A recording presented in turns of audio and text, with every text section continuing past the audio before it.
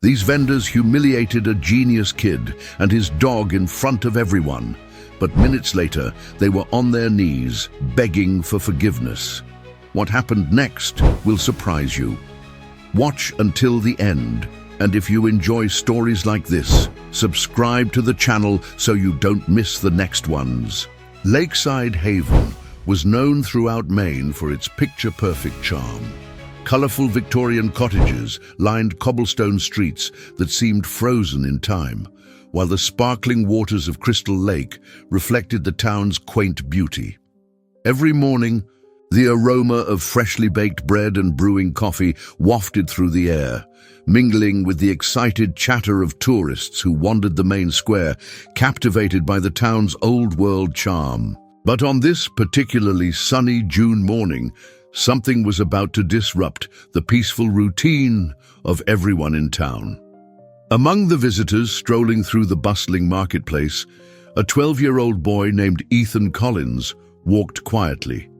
His weathered backpack slung over one shoulder and a small makeshift display stand tucked under his arm.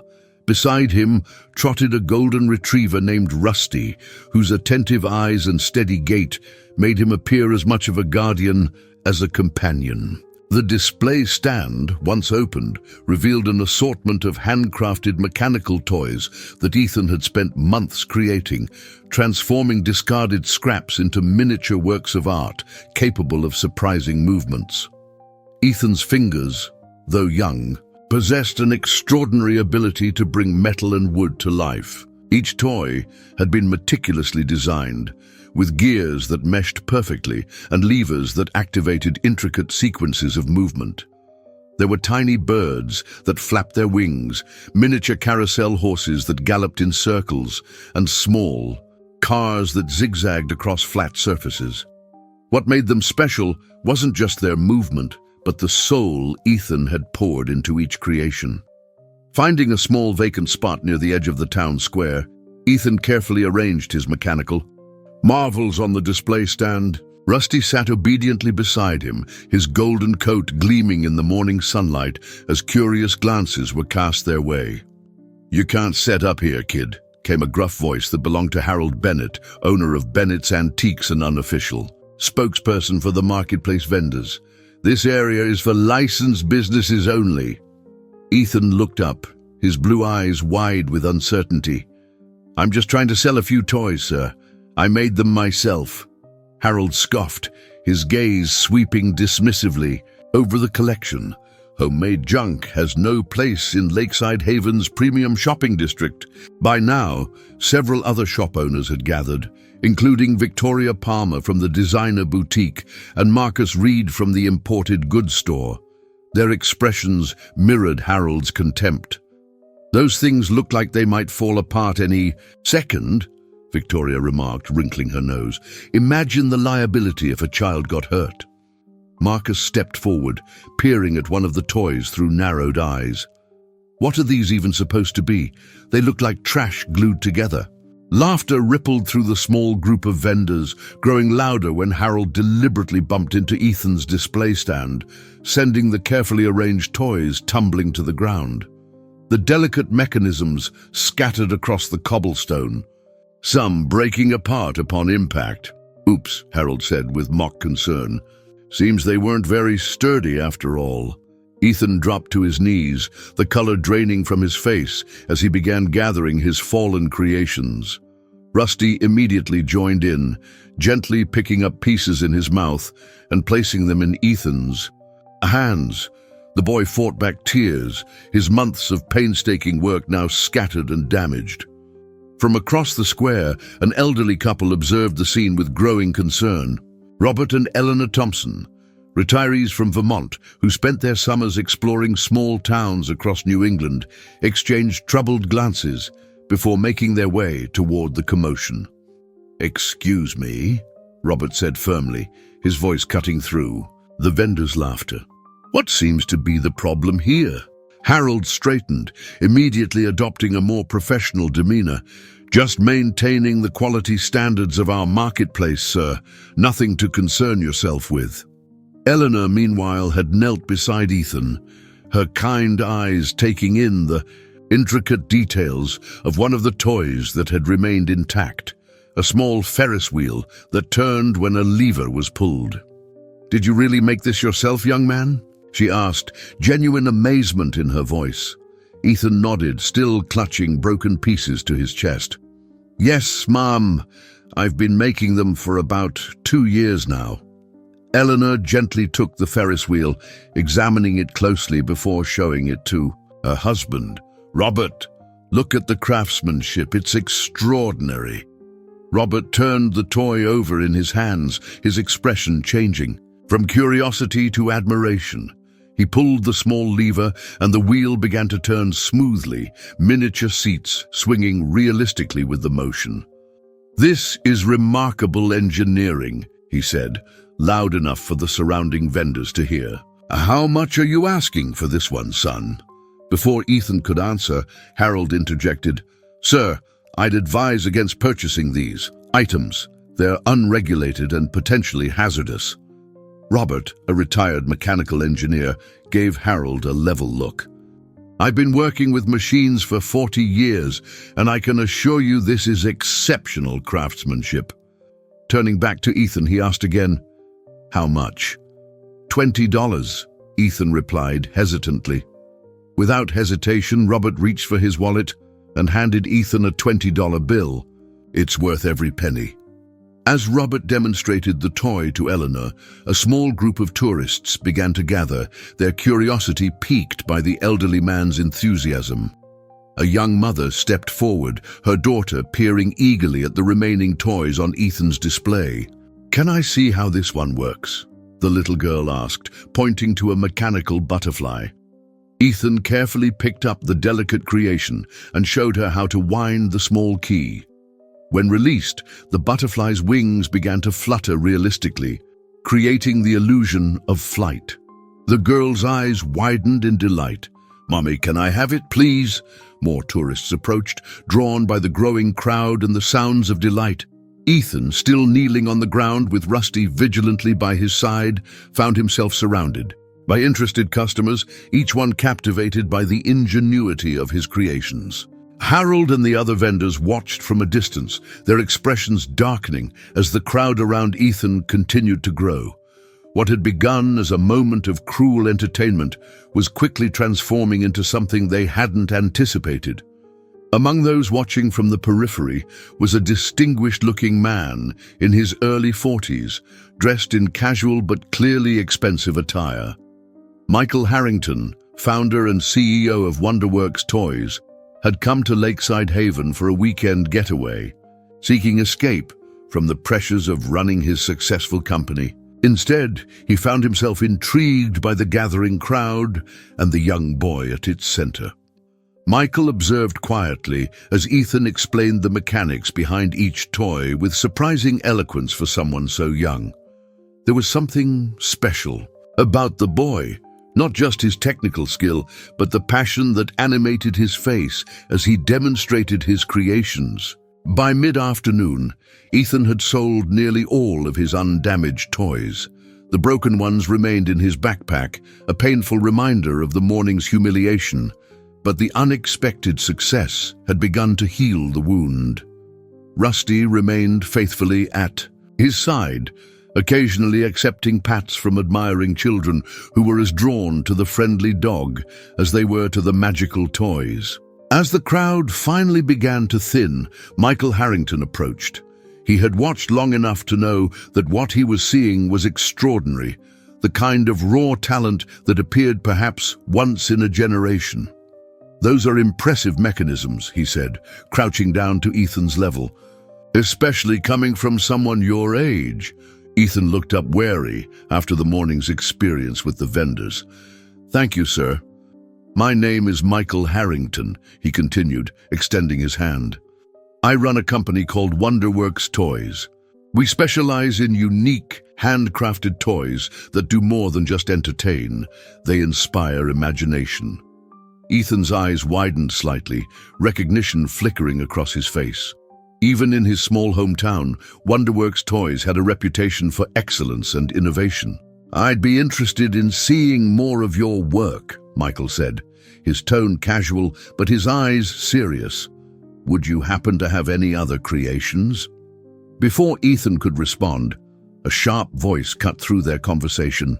"Mr. Harrington, what a pleasant surprise to find you in our humble town." Harold Bennett had materialized beside them, his earlier disdain for Ethan completely vanished, replaced by an obsequious smile directed at Michael. "I see you've met our local hobbyist," Harold continued, placing a heavy hand on Ethan's shoulder. "How charming. But if you're interested in quality craftsmanship, my shop just down the street features artisanal pieces from across New England." Michael's expression cooled noticeably. "Actually, I'm quite interested in what I've seen here. Innovation often comes from unexpected places, wouldn't you agree?" Harold's smile faltered, his grip on Ethan's shoulder tightening almost imperceptibly. Rusty, sensing the tension, moved closer to his young master, a low rumble building in his throat. "Of course," Harold replied, the warmth in his voice not reaching his eyes. "Though I'm sure young Ethan here has homework to attend to. It is a school night. After all, it's Saturday in June," Ethan said quietly.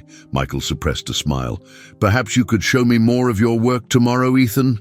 Say, here at noon?" The hope that blossomed on Ethan's face was quickly shadowed by uncertainty. As he glanced at Harold and the other vendors who had begun to circle like vultures. I'm not sure if I'm allowed to sell here," he admitted. "Nonsense," Michael replied, his casual tone belied by the steel in his eyes as he looked directly at Harold. "I'm sure the good people of Lakeside Haven wouldn't want to stifle young entrepreneurial spirit. That wouldn't be good for the town's reputation, would it?" The threat, though veiled, was unmistakable. Harold's face reddened slightly, but he managed a tight smile. "Of course not. We're always supportive of local talent." As Ethan packed up his remaining toys, Michael handed him a business card. "Tomorrow at noon," he repeated, "and bring everything you've made. I have a feeling we have a lot to talk about." Watching Ethan and Rusty walk away, neither Michael nor the vendors realized that their confrontation had set in motion events that would transform not just a young boy's life, but the entire fabric of Lakeside Haven itself. The following morning dawned clear and bright over Lakeside Haven. Ethan had barely slept, his mind racing with possibilities. He'd spent the night repairing the damaged toys and creating a few new ones, his fingers working tirelessly by the light of his desk lamp. Rusty had stayed awake with him, curled at his feet, occasionally lifting his head to check on his young master's progress. Ethan lived with his Aunt Sarah in a modest cottage on the outskirts of town. Sarah, a nurse who worked long shifts at the county hospital, supported her nephew's creativity even though she didn't fully understand his mechanical genius. She had raised Ethan since he was 7, when his parents had left to find work overseas and never returned. The official story was that they had decided to stay abroad, but Ethan kept hoping they might someday come back for him. "You've been up all night, haven't you?" Sarah asked, leaning against his bedroom doorframe. Dark circles underneath her. "I suggested she'd just returned from a night shift." Ethan looked up from the tiny locomotive he was adjusting. "Mr. Harrington from Wonderworks Toys wants to see all my creations. I need to make sure everything's perfect." Sarah crossed the room and gently touched one of the mechanical figures, a baseball player that could swing a bat when wound up. "These are already perfect, Ethan. Don't wear yourself out." "The vendors at the marketplace don't think they're perfect," Ethan replied, his voice quiet but firm. "They think they're just junk." Sarah's expression hardened. Harold Bennett and his crowd, they wouldn't recognize true craftsmanship if it danced in front of them wearing a sign. She squeezed Ethan's shoulder. "Promise me you'll eat something before you go to the square." Ethan nodded, already turning back to his work. Rusty thumped his tail against the floor as if seconding Sarah's concern. By 11:30, Ethan had packed all his creations carefully into his aunt's wicker picnic basket, cushioning each piece with old dishcloths. With Rusty trotting faithfully beside him, he made his way toward the town square, his stomach knotting with a mixture of excitement and apprehension. The marketplace was even busier than the day before, weekend tourists filling the square, shopping, bags in hand. As Ethan approached his spot from yesterday, he was startled to find it occupied by a large display of handcrafted soaps and candles. "Excuse me," he said to the middle-aged woman arranging the merchandise. "I was supposed to set up here today." The woman looked up, confusion crossing her face. "Harold assigned me this spot this morning, said it was available." Ethan's heart sank. He glanced around the square, but there wasn't a single vacant space to be found. The vendors had closed ranks, filling every possible nook where he might have set up his display. "Looking for something?" came Harold's voice from behind him. The shop owner's smile didn't reach his eyes. "I'm afraid all our vendor spaces are fully booked today. Perhaps you could try the community center? I hear they sometimes allow amateur exhibitions."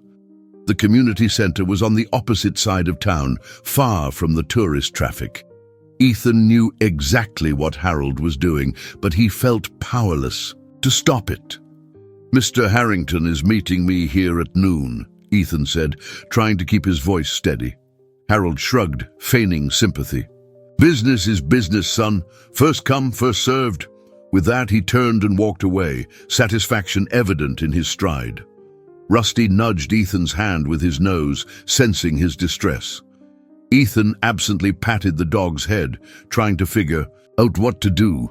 The clock on the town hall showed 11:45 in 15 minutes. Michael Harrington would arrive and find Ethan had failed to secure a spot. "Ethan, over here!" The voice belonged to Eleanor Thompson, the elderly woman who had been his first customer the day before. She and her husband, Robert, were seated at one of the small cafe tables outside Lakeside Brews, the local coffee shop. "We saved you a seat," Robert said, pulling out a chair. "Thought you might need a place to meet your important visitor." Gratitude washed over Ethan as he hurried over to them. "How did you know?" Eleanor smiled knowingly. "Small towns have big ears, dear, and we've been watching the vendors scrambling all morning to make sure you couldn't set up. Shameful behavior." "Absolutely disgraceful," agreed Robert, his voice gruff with indignation. "So we thought we'd help level the playing field a bit." The cafe owner, a jovial man named Frank, who had always been friendly to Ethan, approached their table. "I hear you need some space to display your toys, young man. How about setting them up right here on these tables? Might bring me some extra business too." Before Ethan could respond, a sleek black car pulled up to the curb and Michael Harrington stepped out. He spotted Ethan immediately and walked over, his confident stride drawing eyes from throughout the square. "There's my young inventor," Michael said warmly, shaking Ethan's hand. "I see you've found some supporters." "We're just doing what's right," Robert said, rising to introduce himself and Eleanor. "These vendors seem to have forgotten what community means." Michael's eyes narrowed slightly as he surveyed the crowded marketplace, quickly grasping the situation. "I see. Well, their loss is our gain. This cafe seems like the perfect spot to review your portfolio, Ethan." With Frank's enthusiastic permission, Ethan began setting up his creations on 3 adjoining cafe tables.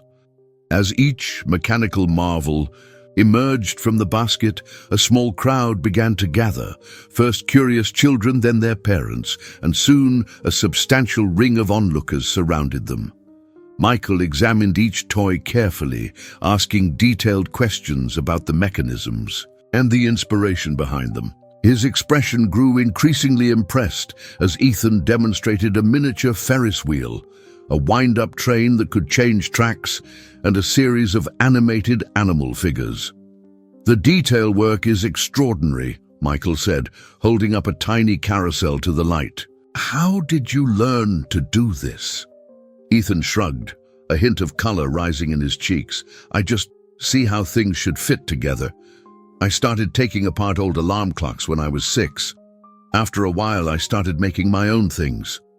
From across the square, Harold and the other vendors watched with growing unease as the crowd around the cafe continued to swell. When Michael pulled out a contract from his briefcase, their discomfort transformed into alarm. "I'd like to propose a partnership, Ethan," Michael said, his voice carrying in the hushed anticipation of the crowd.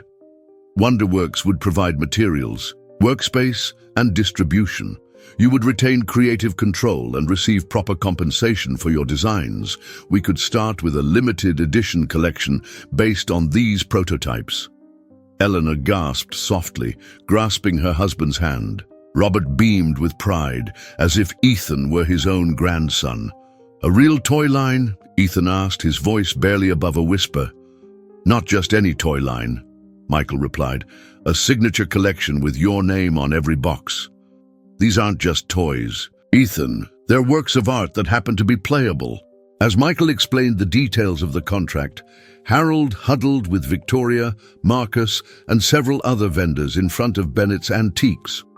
Their agitated conversation grew more heated as they watched Ethan's moment of triumph unfold. "This is a disaster," Victoria hissed. "If that boy's toys become famous, everyone will know this is where it started. They'll remember how we treated him." "Not to mention the business we'll lose," Marcus added. "Tourists will come specifically to see where it all began, and where will they go? Not to our shops, but to that cafe."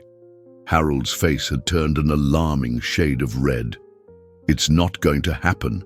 No parent in their right mind would buy those contraptions. One broken piece, one child getting hurt, and that fancy contract won't be worth the paper it's printed on."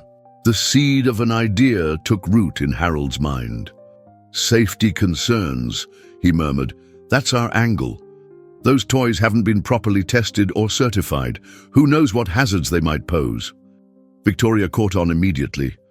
"If we raise enough concerns with the right people." "Exactly," Harold nodded. "I'm on the town council. So is Judge Preston, whose wife happens to be head of the PTA. One word about potential safety issues, and the whole town will be demanding inspections."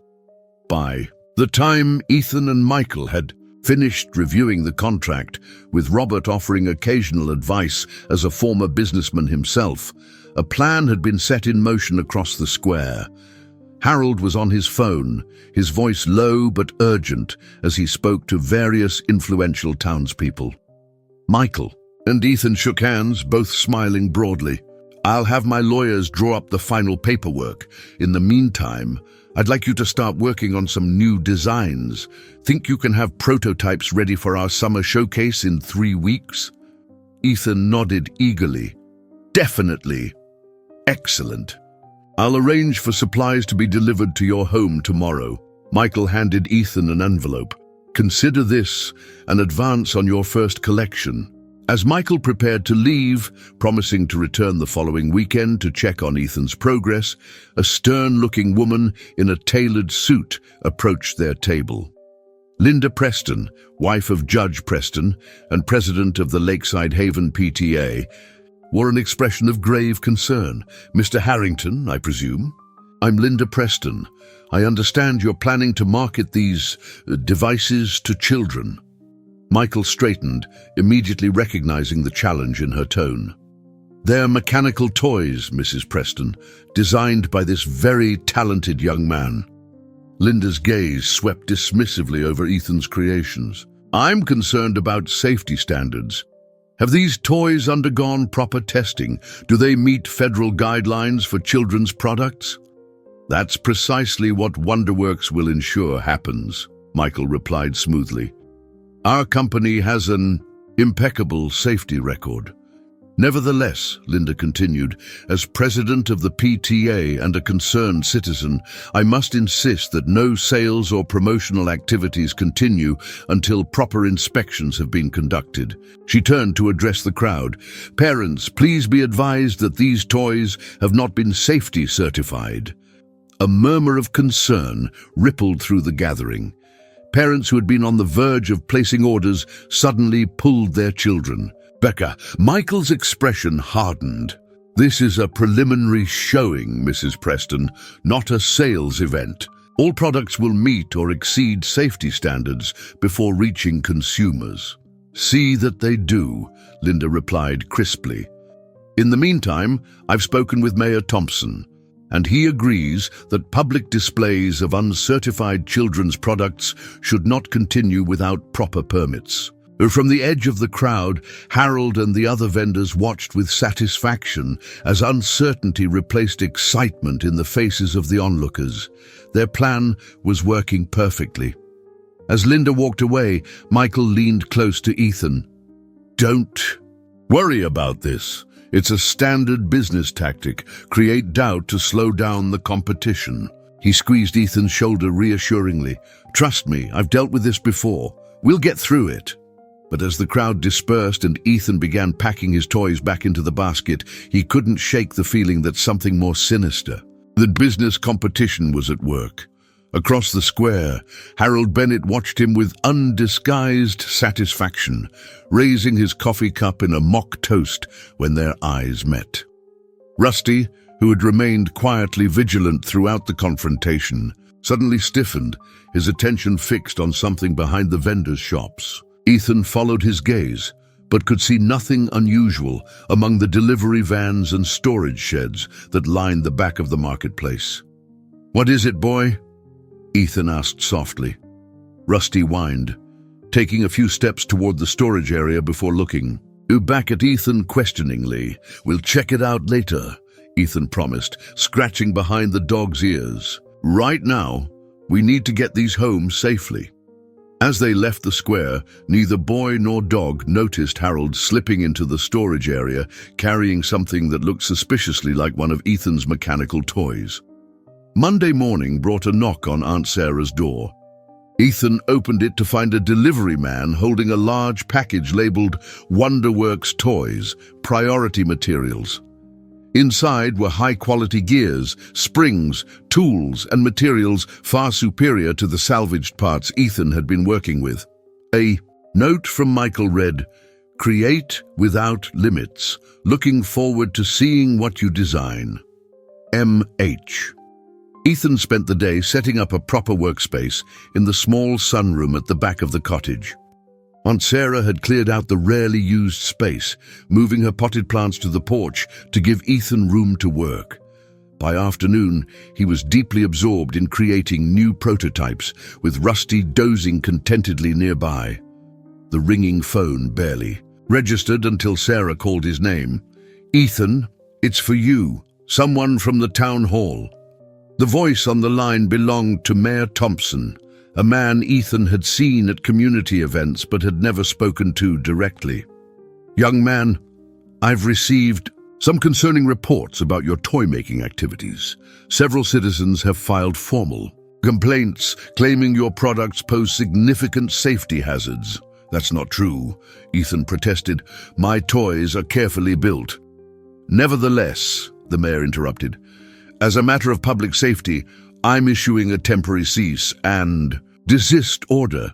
You are not to sell, display, or distribute any of your mechanical toys until a proper inspection has been conducted. But I have a contract with Wonderworks, which will have to wait," the mayor said firmly. "We've scheduled an inspection for next Monday. Until then, this order stands. Violation could result in fines or other penalties." After hanging up, Ethan sat motionless, the excitement of the past few days crumbling around him. Sarah, who had overheard the conversation, placed a comforting hand on his shoulder. "This has Harold Bennett written all over it," she said, anger evident in her voice. "He can't stand the idea of someone else succeeding, especially a child who doesn't fit into his precious image of what Lakeside Haven should be." "What do I tell Mr. Harrington?" Ethan asked, his voice small. "The truth," Sarah replied. "He's a businessman. He'll understand dealing with bureaucracy." She knelt to meet his eyes. "This is just a delay, not the end. Your talent is real, and no town ordinance can change that." The next day, Ethan's spirits sank even lower when he saw the front page of the Lakeside Haven Gazette. The headline, A read, "Local child's toys raise safety concerns." The article quoted Harold, Victoria, and several other vendors, all expressing grave concerns about the unregulated mechanical contraptions being marketed to children.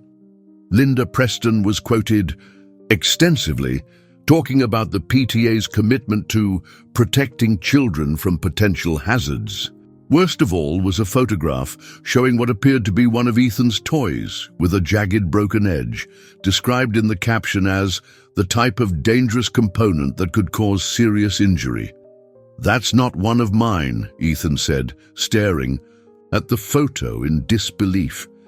"I never made anything like that." Sarah examined the picture more closely. "It looks similar to your style, but you're right. The workmanship is different." She looked up at him, her expression thoughtful.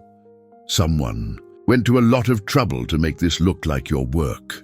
That afternoon, Michael Harrington called. He'd seen the newspaper article and heard about the cease and desist order. "I've dealt with worse corporate espionage," he said, his voice reassuringly calm. "This is blatant sabotage, and we'll fight it. I'm sending my lawyer up there tomorrow." "What if they find something wrong with my toys during the inspection?" Ethan asked. "They won't," Michael said firmly, "because there's nothing wrong with them. But just to be thorough, I want you to document every single component of every toy you've made. Photograph them.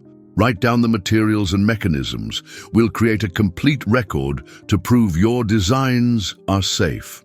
After the call, Ethan began the painstaking process of documenting his work.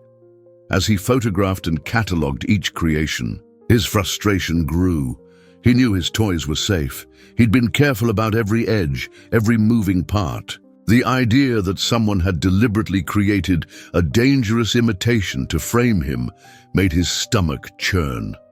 Rusty, who had been restless since morning, kept going to the window that faced toward town, whining softly.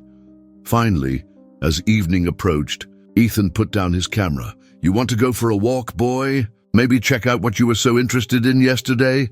Rusty's tail wagged enthusiastically at the words "walk" and "check out." Telling Sarah he needed some fresh air, Ethan headed toward town with Rusty trotting ahead, periodically looking back, as if to make sure Ethan was still following. The marketplace had closed for the day, the vendors' stalls shuttered and locked. The storage area behind the shops was quiet, delivery vans parked in neat rows, and padlocked sheds lining the back wall. Rusty led Ethan directly to the largest shed, which bore the Bennett's Antiques logo. "We can't go in there, Rusty," Ethan whispered. "That's private property." But Rusty was insistent, pawing at the shed door and looking at Ethan expectantly. Then Ethan noticed something unusual, a small mechanical part lying in the dirt near the door. He picked it up immediately, recognizing it as one of the custom gears he'd designed for his wind-up animals. "How did this get here?" he murmured, turning it over in his palm. A sound from inside the shed caught his attention, a faint mechanical clicking that sounded eerily similar to his own creations. Curiosity overcame caution, and Ethan peered through a small gap in the wooden slats. What he saw made his breath catch. Harold Bennett and Marcus Reed were huddled around a workbench, examining what appeared to be several of Ethan's toys. Beside them lay tools, parts, and what looked like crude attempts to replicate his designs. Most disturbing of all was a toy that matched the dangerous one pictured in the newspaper. Clearly, a deliberate fabrication. "This isn't enough," Harold was saying, his voice muffled but audible. "We need something more compelling before the inspection, something that will guarantee they shut him down for good." "What about this?" Marcus held up a small mechanical bird, one of Ethan's earliest creations. "If we modify it to snap shut on a finger?" "Perfect," Harold nodded. "Make the changes. We'll plant it with the others before the inspector arrives." Anger and betrayal washed over Ethan in equal measure. He pulled out his phone and, with shaking hands, began recording video through the gap in the shed wall, capturing the evidence of their conspiracy. Suddenly, Rusty let out a bark, alerted by something Ethan couldn't see. Inside the shed, Harold and Marcus froze. "What was that?" Marcus hissed. "Probably just a stray," Harold replied, but his voice was uncertain. "Check outside." Ethan grabbed Rusty's collar and pulled him behind a stack of empty crates just as the shed door creaked open. Marcus peered out, scanning the area suspiciously before closing the door again. Heart pounding, Ethan checked his phone. The video. Was there clear evidence of their plot? But would it be enough? And who could he trust to show it to? As if in answer to his unspoken question, Robert Thompson's car pulled into the parking lot. The elderly man emerged, carrying what looked like a forgotten shopping bag from one of the marketplace vendors. Seizing the opportunity, Ethan hurried over to him, quickly explaining what he'd discovered and showing him the video. Robert's face darkened with anger as he watched. "This is criminal," he muttered, "deliberately setting up a child to fail." He placed a firm hand on Ethan's shoulder. "Come with me. We're going to see Judge Preston directly. He may be married to the PTA president, but he's a fair man. When he sees this evidence..." An hour later, Ethan sat in the judge's study, nervously watching as the distinguished older man reviewed the video for a third time. Judge Preston's expression had grown increasingly grave with each viewing. "This is very serious," he said finally. "Conspiracy to commit fraud, potentially endangering public safety by creating deliberately dangerous items." He looked at Ethan. "You were right to bring this to me. I'll contact the sheriff immediately." By the next morning, Lakeside Haven was buzzing with the news. Harold and Marcus had been brought in for questioning, and the newspaper was already working on a retraction. The mayor had personally called to apologize to Ethan and lift the cease and desist order. Michael Harrington, who had driven up as soon as Robert called him with the news, clapped Ethan on the back. "I told you we'd get through this, though I admit I didn't expect you to be the one to crack the case." "It was really Rusty," Ethan said, scratching the golden retriever behind the ears. "He knew something was wrong from the beginning." "Smart dog," Michael nodded. "Now we need to talk about the showcase. With all this publicity, I want to make it something special. How would you feel about holding it right here in Lakeside Haven?" Ethan's eyes widened. "Here? But what about the vendors? They still don't want me around." "That's where you're wrong," came a voice from the doorway. Victoria Palmer stood there, looking uncomfortable but determined. I owe you an apology. I had no idea Harold was planning something so underhanded, but I should have stood up for you from the beginning." She stepped forward, holding out a business card. "My shop has a large display area that's not being used. If you need space for your showcase, it's yours." Ethan looked at her skeptically, but there seemed to be genuine remorse in her eyes. "People make mistakes," Michael said quietly to Ethan. "Sometimes they deserve a second chance."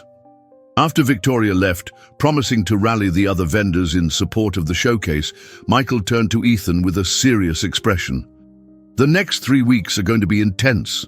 We need to finalize your designs, create production prototypes, and prepare for potentially hundreds of visitors. Are you ready for that kind of pressure?"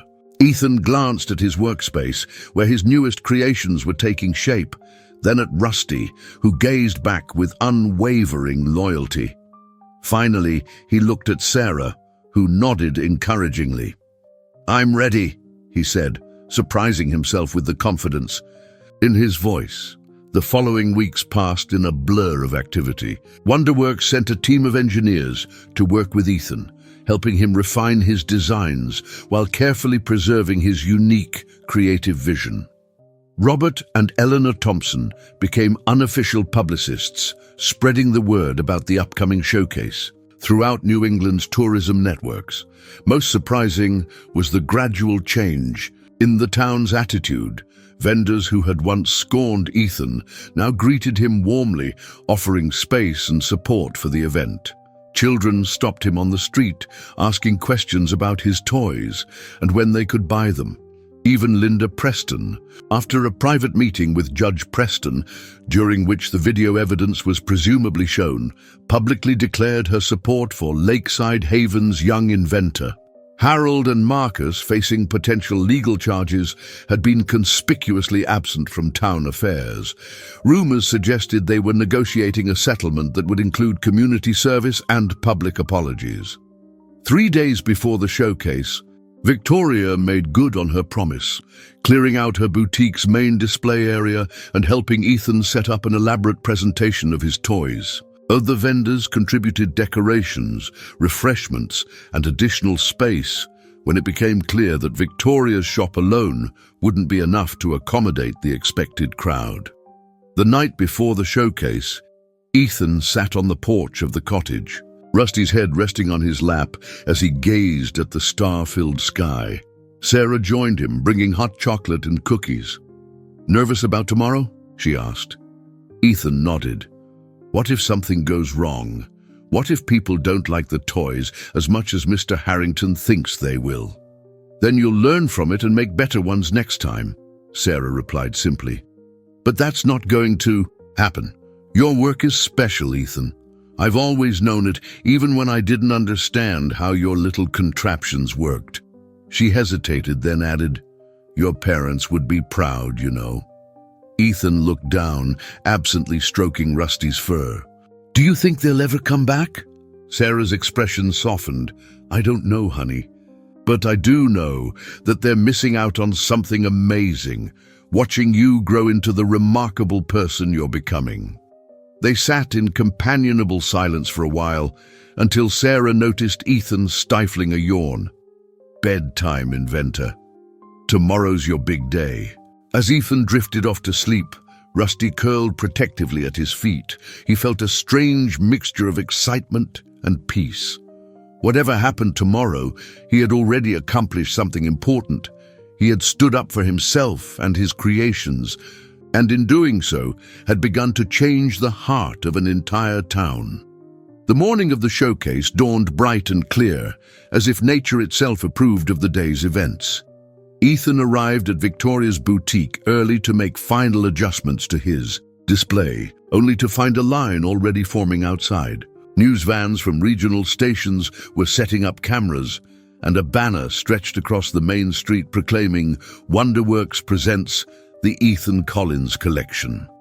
"Quite a turnout," Michael observed, appearing beside Ethan. "And this is just the beginning. Are you ready to show the world what you can do?" Ethan took a deep breath, Rusty a steady presence at his side. Together they walked toward the door, ready to face whatever the day might bring. The doors opened at precisely 10 o'clock, and the crowd surged forward with an enthusiasm that caught even Michael by surprise. Local families, tourists, toy enthusiasts, and media representatives filled Victoria's boutique to capacity within minutes, with hundreds more waiting outside. Ethan stood beside his showcase display, momentarily overwhelmed by the attention. His collection had been arranged on custom pedestals built by local craftsmen overnight, a gesture of solidarity that had touched him deeply. Each toy was spotlit and accompanied by a small placard describing its function and inspiration. "Ladies and gentlemen," Michael announced, his voice carrying over the excited chatter, "Wonderworks Toys is proud to present an extraordinary collection by an extraordinary young inventor. The Ethan Collins Signature Series represents a return to the golden age of mechanical toys, where craftsmanship and imagination create magic without batteries or screens." He gestured toward Ethan. "I give you the creator himself, who will demonstrate these remarkable pieces." The crowd applauded, and Ethan stepped forward. For a moment he feared his voice would fail him, but then Rusty pressed against his leg, a warm, reassuring presence.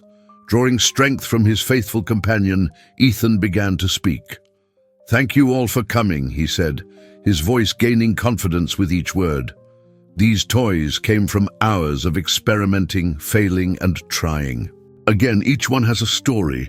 As Ethan demonstrated his creations, the miniature carousel with hand-painted horses that rose and fell as they circled, the mechanical orchestra where tiny musicians actually played their instruments, the elaborate train set that changed, tracks and loaded cargo, the audience's expressions transformed from curiosity to wonder. Children pressed closer, their eyes wide with delight as Ethan invited them to try the toys themselves. Parents watched in amazement as their technology-obsessed offspring became completely engrossed in these analog marvels, turning cranks and pulling levers with pure joy. Reporters scribbled notes and camera crews filmed every demonstration. A journalist from a national magazine asked Ethan about his inspiration. "I've always been fascinated by how things work," Ethan explained, his initial nervousness now completely gone. "When something breaks, I don't see garbage, I see possibilities. Every discarded clock or old camera has mechanisms that can be given new life." Outside, the line continued to grow, stretching down the main street of Lakeside Haven. Local restaurants had set up impromptu food stalls to serve the waiting crowds, turning the showcase into something resembling a festival. Inside Victoria's boutique, Michael watched with satisfaction as excitement built around each demonstration. Buyers from major retail chains approached him with inquiries about wholesale orders. A representative from the National Toy Museum expressed interest in featuring Ethan's work in an upcoming exhibition on innovative design. By early afternoon, it was clear that the showcase was an unprecedented success. Pre-orders for the collection had exceeded Michael's most optimistic projections. Social media was buzzing with videos of Ethan's demonstrations, many already going viral. As the day progressed, Ethan noticed something unexpected happening among the crowd. People who had been strangers when they entered were now engaged in animated conversations, sharing their reactions and memories of toys from their own childhoods. Parents and children were interacting without the barrier of electronic devices, genuinely connecting over the shared experience of mechanical wonder. Even more surprising was the change in the local vendors. Those who had once viewed Ethan with contempt now watched with a mixture of admiration and regret as their town received positive attention from regional and national media. Victoria, serving as an impromptu hostess, seemed genuinely delighted by the success of the event in her shop. Around 3 o'clock, a commotion at the door drew Ethan's attention. Harold Bennett, looking considerably humbled, stood hesitantly at the threshold. Behind him was Marcus Reed and several other vendors who had been part of the conspiracy against Ethan. The crowd parted, conversations dying as people recognized the central figures from the now infamous sabotage story that had made regional news. Michael moved protectively toward Ethan, but Judge Preston, who had been viewing the showcase with his grandchildren, raised a hand. "Let's hear what they have to say," the judge suggested, his authoritative voice carrying through the suddenly quiet room. Harold stepped forward, his usual confidence absent. He cleared his throat uncomfortably. "Ethan, we," he gestured to the vendors behind him, "have come to apologize publicly. What we did was inexcusable. We were threatened by your talent instead of celebrating it." He paused, visibly struggling. "We've been part of this community for years, but we forgot what community actually means. Supporting each other, not tearing each other down." Marcus stepped forward next. "As part of making amends, we've collected funds to establish the Lakeside Haven Young Inventors Program." He held up a large check. "This will provide materials, mentorship, and showcase opportunities for creative and kids like you. We're hoping maybe you might consider being an advisor someday." The room was silent as everyone turned to Ethan, waiting for his response. The 12-year-old looked at the men who had tried to destroy his dreams just weeks earlier. He felt a complex mix of emotions, lingering anger, a desire for justice, but also something unexpected, compassion. Rusty, sensing Ethan's internal struggle, pressed closer against his leg. Ethan reached down to touch the golden fur that had been a constant source of comfort through this entire journey. "I won't pretend what you did didn't hurt," Ethan said finally, his young voice steady. "You tried to take away something that means everything to me. For a while I thought you might succeed." He looked around at the crowded showcase, then back to Harold and Marcus. "But that didn't happen, because enough people believed in me and stood up for what was right." He took a deep breath. "I accept your apology, and I think the Young Inventors program is a great idea. I'd be happy to help with it, because no kid should have to fight as hard as I did just to share their creativity." The tension in the room dissolved, replaced by respectful applause. Harold looked genuinely moved, extending his hand to Ethan. After a moment's hesitation, Ethan shook it. As the vendors moved through the showcase, now viewing Ethan's creations, with genuine appreciation, Michael leaned down to whisper, "That was gracious beyond your years." Ethan shrugged. "Aunt Sarah always says holding on to anger is like carrying around a heavy suitcase. It just wears you out and doesn't get you anywhere." Michael laughed. "Wise woman, your aunt. Speaking of whom..." Sarah had just entered the boutique, still wearing her hospital scrubs, having come directly from her shift. Her face lit up with pride as she took in the scene, her nephew at the center of attention, his creations admired by hundreds. The showcase continued until early evening, with people continuing to arrive even as closing time approached. When Michael finally announced the end of the event, the crowd's disappointed groans were followed by thunderous applause. As the last visitors departed, Ethan sat on a display pedestal, physically and emotionally exhausted, but filled with a deep sense of satisfaction. Rusty lay at his feet, equally tired from a day of being petted by countless admirers. "How are you feeling, inventor?" Sarah asked, sitting beside him. "Like I'm dreaming," Ethan admitted. "Is this really happening?" "It really is," Michael confirmed, joining them with a stack of order forms. "And we're just getting started. We have production meetings next week, packaging design sessions, marketing strategy." He smiled at Ethan's overwhelmed expression. "Don't worry, we'll take it one step at a time." Victoria approached, her boutique now eerily quiet after the day's commotion. "I'd like to offer a permanent display space for the collection," she said. "A sort of mini museum where visitors can see where it all began." "That's very generous," Sarah replied, surprise evident in her voice. Victoria shook her head. "It's good business. This showcase brought more people to my shop in one day than I usually see in a month." She hesitated. "But it's also more than that. This town needed a wake-up call about what really matters. Your nephew provided it." As they were leaving, Robert and Eleanor Thompson stopped by to congratulate Ethan. "We knew from the moment we saw that first toy that you were something special," Eleanor said, giving him a warm hug. Robert handed Ethan a small package. "A little celebration gift. Open it when you get home." Later that evening, as Ethan, Sarah, and Michael sat on the cottage porch, reviewing the day's events, Ethan finally opened Robert's gift. Inside was a vintage pocket watch, beautifully preserved and still ticking. "There's a note," Ethan said, unfolding a small piece of paper. "To remind you that time reveals truth and talent always finds its moment. Your future is as bright as your imagination. Robert and Eleanor." Ethan carefully wound the watch, listening to its steady rhythm. "I want to do something special for them," he said, "and for everyone who helped me."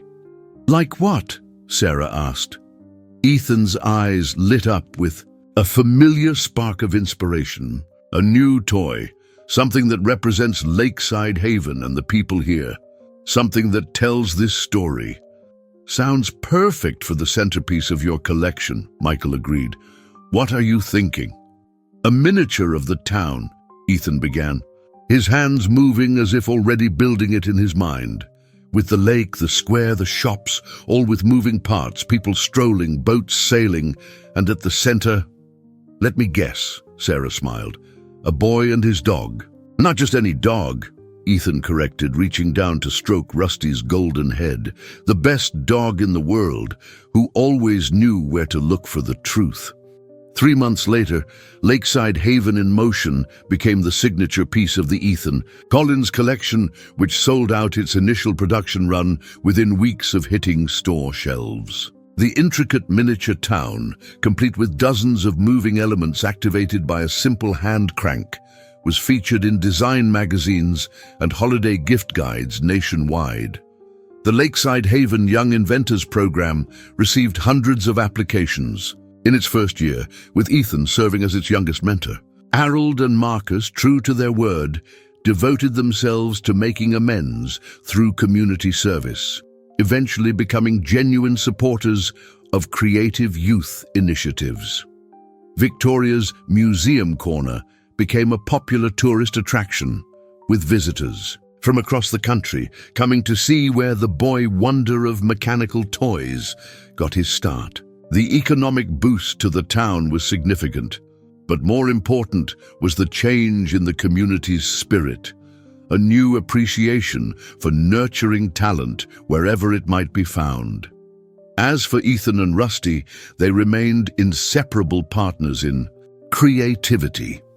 Ethan's workspace expanded from the small sunroom to a proper studio built behind the cottage, funded by his first royalty check. There, with Rusty always nearby, he continued to transform imagination into reality, one gear and spring at a time. On the first anniversary of the showcase, Michael visited Lakeside Haven to discuss Ethan's second collection. After their meeting, he found the young inventor sitting on the dock behind the cottage, Rusty beside him as they watched the sunset over Crystal Lake. "Penny for your thoughts?" Michael asked, joining them. Ethan smiled. "I was just thinking about how different everything is from a year ago. Back then I was just a kid with some weird toys that nobody wanted. And now I know that believing in yourself matters, but having others believe in you too. That's what changes everything." Rusty barked softly, as if in agreement, making them both laugh. As twilight settled over the lake, painting the water in shades of gold and purple, the town behind them glowed with warm lights from shops and homes. Somewhere in those lights were people whose lives had been touched by a boy who refused to give up on his dreams, a dog who stood faithfully by his side, and a community that had learned, sometimes the hard way, that the greatest treasures often come in the most unexpected packages. In the workshop waiting for tomorrow's light were half-finished creations, each holding the promise of wonder for some child not yet met. And beside them, sketched carefully on fresh paper, was Ethan's newest design, a golden retriever whose mechanical heart would beat with the same loyalty and courage that had carried a young inventor through his darkest days into a future bright with possibility. Dear listeners, we hope you've been moved by Ethan and Rusty's journey in Lakeside Haven. Their story reminds us that talent can be found in the most unexpected places, and that sometimes it takes just one person believing in us to change everything. For more emotionally captivating stories like this one, we've prepared a special playlist of equally moving narratives. You'll find it by clicking on the link to your left. If Ethan's triumph over adversity touched your heart, don't forget to subscribe to our channel and give this video a thumbs up. Every day, we bring you unique stories that explore life's complexities, challenges, and triumphs. What moment in Ethan's journey resonated with you most? Perhaps it was the moment he stood up to those who doubted him, or when he chose forgiveness over resentment. We'd love to hear your thoughts in the comments section below. Stay tuned for our next story coming tomorrow, another journey that might just inspire you to look at the world a little differently. Until then, keep believing in the magic of possibilities.